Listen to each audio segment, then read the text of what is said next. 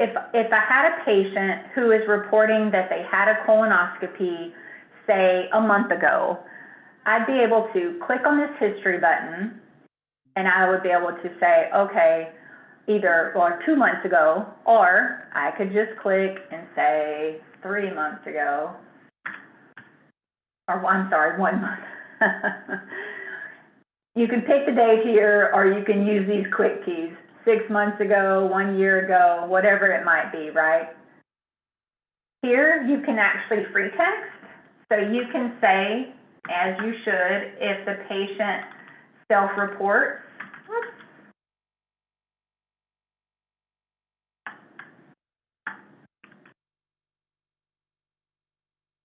okay, so one thing I wanted to say in case you're unfamiliar, CMS allows our patients to self-report certain procedures or certain preventative services. Colonoscopy is one of those. There's requirements for documenting. One of which is the date, which we've already done.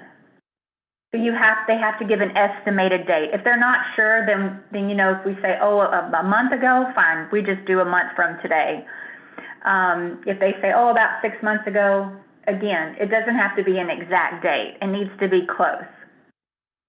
But you have to document that the patient self-reported it, and you have to have a result. If you don't document a result per the patient, then we do not get credit for it with CMS. So if we just go in here and put that they had it a month ago and we record that, we will not get credit for that self-reported exam. So this is what we tell everyone to do. You basically say, you can put in here per patient, but self-reported is kind of what everybody knows, and then you have to put a result. The patient may say, oh, it was normal, or no, I had some polyps removed. You literally can just type in here, polyps removed. You know what I mean? But you have to put something as per the patient as a result, or we won't get credit. And so as soon as I'm done with that, I'm sorry, is there a question? Yeah, sorry, I just had a question. I just want to make sure we're on the same page. So for the historical results page, it's necessary that we write self-reported, and then with the result of what the patient mentioned during the visit, so that you can get credit for essentially document this. Correct. Yes, that is correct. And I also, I believe I've updated it. So we just had as y'all probably know, we had an update. I had to update all of our documentation. I also have a handout on historical documentation that I will send to you guys as well. Okay, perfect. Thank you. But yes, and this is for colonoscopy, mammograms, and diabetic eye. Well, I'm sorry, we don't have an alert for eye exam anymore, but for colonoscopy and mammograms, patients cannot report A1Cs and that kind of thing. So this would be for those two things.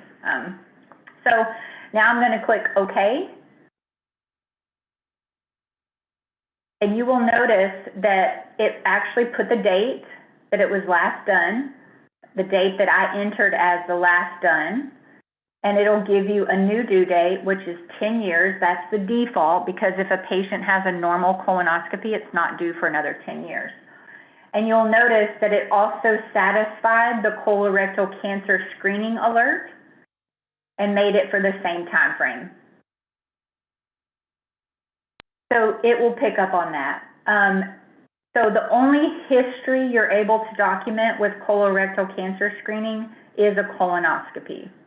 Everything else would be entered through the lab or diagnostic imaging. And I just want to show you really quickly what happens when you use that history button for mammograms, colonoscopies, whatever. What happens is it creates an actual order. The order is what satisfies our reporting. So it created an order for a colonoscopy. It marked it received, which is what tells our reports that it's satisfied. And it puts in the date that we selected when we put the last done date.